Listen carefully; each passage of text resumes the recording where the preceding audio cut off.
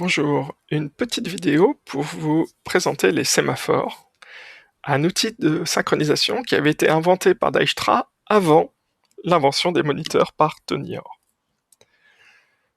L'idée de base, elle est assez simple. Dans la plupart des synchronisations, on a juste besoin de compter les intervenants et d'appliquer des règles très simples pour savoir si on doit bloquer ou pas le thread courant. L'idée des sémaphores, c'est qu'on va en fait prendre un compteur entier et on va le manipuler avec deux fonctions atomiques. P, qui va essayer de prendre un crédit dans ce compteur s'il y en a un disponible, donc si le compteur est strictement positif. Si le compteur est négatif ou nul, eh bien le thread qui a appelé la fonction P va se bloquer jusqu'à ce qu'un autre thread appelle la fonction V pour relâcher un crédit et le débloquer lui. Une différence majeure entre les sémaphores et les moniteurs, c'est que les sémaphores ont une histoire. Ils comptent le nombre de P et de V qui sont faits.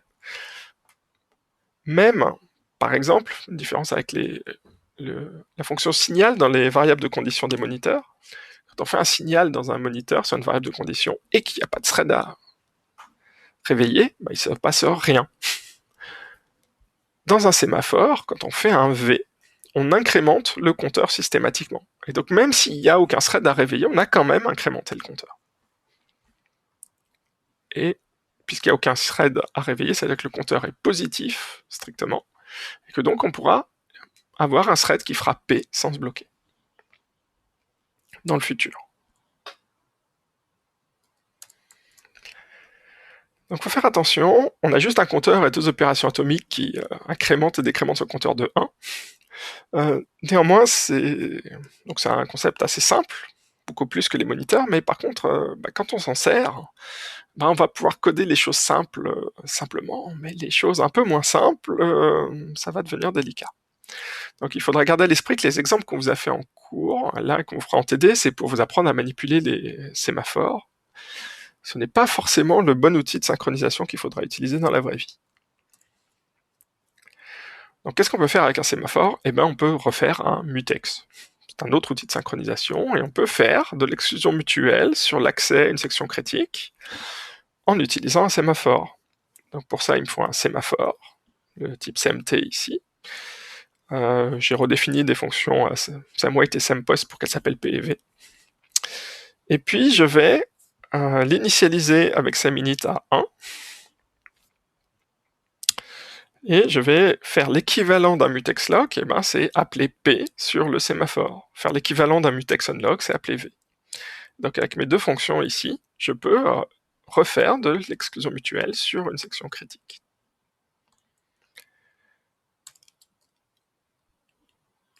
Un petit point de détail que j'ai oublié de mentionner, il y a quand même une grosse différence avec un vrai mutex.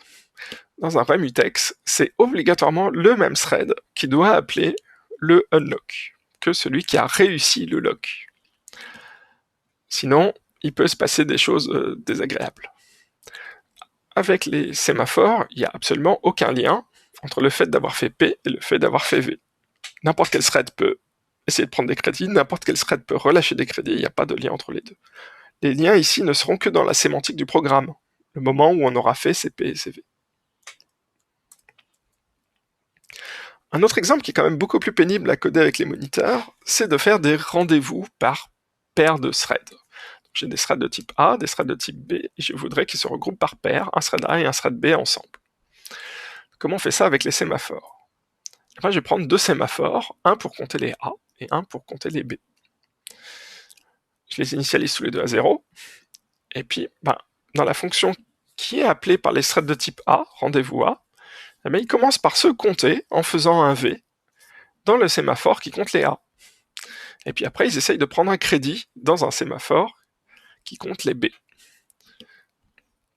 A l'inverse, les threads de type B commencent à se compter dans le sémaphore qui compte les B, puis après ils essayent de prendre un crédit dans le sémaphore qui compte les A. Et donc là, on va pouvoir faire passer des paires de threads, les uns derrière les autres, en sortie des deux fonctions rendez-vous A et rendez-vous B.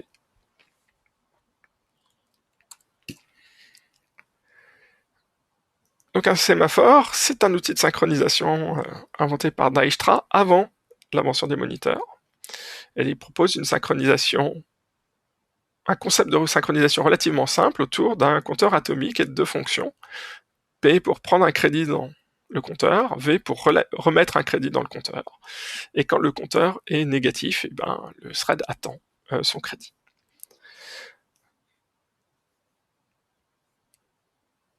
Néanmoins, une des difficultés, c'est qu'il faut penser aux exécutions de tous les threads en parallèle quand on manipule les sémaphores, ce qui rend l'utilisation complexe, et c'est pour ça que c'est les moniteurs qui sont devenus l'outil standard lorsqu'on fait de la programmation, de la programmation concurrente entre threads.